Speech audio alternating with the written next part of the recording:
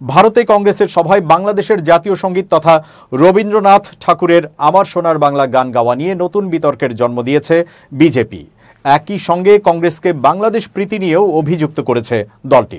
বুধবার এক প্রতিবেদনে এই তথ্য জানিয়েছে ভারতীয় সংবাদ মাধ্যম এনডিটিভি।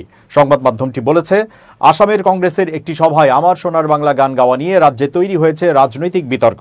জেলা পর্যায়ের এক কংগ্রেস নেতা সভায় বাংলাদেশের জাতীয় সঙ্গীত গাওয়ায় ক্ষোভ প্রকাশ করেছে বিজেপি। দলটি কংগ্রেসকে বাংলাদেশ প্রীতিতে আসক্ত বলেও কটাক্ষ করেছে।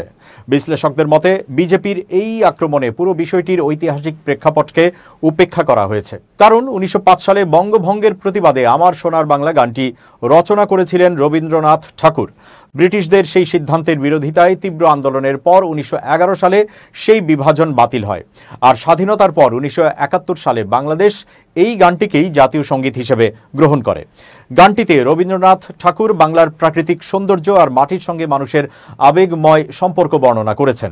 সীমান্তের দুই প্রান্তের বাঙালিরাই আজও নানা সাংস্কৃতিক অনুষ্ঠানে গানটি গেয়ে থাকেন। এমনকি ভারতের বিভিন্ন শহরের কিছু বাঙালি রেস্তোরাঁয়ও আমার সোনার বাংলা নাম ব্যবহার করা হয়। এনডিটিভি বলছে, আসামের শ্রীভূমি জেলা, আগের নাম করিমগঞ্জ, বাংলাদেশের সীমান্ত ঘেঁষা বারাক উপত্যকার অংশ। সেখানে বাঙালি ভাষাভাষীদের সংখ্যা বেশি, ফলে সেখানে বাংলা গান গাওয়া অস্বাভাবিক নয় বলে স্থানীয়রা মনে করছেন।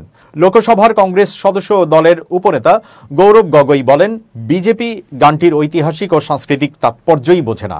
তিনি বলেন, আমাদের দলের ৮০ বছর বয়সী সিনিয়র সদস্য বিধু ভূষণ দাস রবীন্দ্রনাথ ঠাকুরের সুন্দর বাংলা গান আমার সোনার বাংলা গেয়েছিলেন, অথচ বিজেপি এটিকে মুসলিম সম্প্রদায়ের গান বা বাংলাদেশের জাতীয় সঙ্গীত বলে সমালোচনা করছে।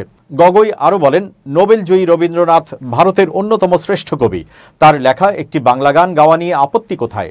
এই গান আমাদের যৌথ ঐতিহ্য ও সাহিত্যিক উত্তরাধিকারের প্রতীক। তবে বিজেপি বিষয়টি রাজনৈতিকভাবে কাজে লাগিয়েছে। আসাম রাজ্য শাখা এক বিবৃতিতে বলেছে, ইঙ্গিতগুলো এখন স্পষ্ট। কিছুদিন আগেই বাংলাদেশ একটি মানচিত্র প্রকাশ করে পুরো উত্তর পূর্বাঞ্চল নিজের বলে দাবি করেছে। আর এখন সেই বাংলাদেশ আসক্ত কংগ্রেস আসামের মঞ্চে বাংলাদেশের জাতীয় সঙ্গীত গাইছে।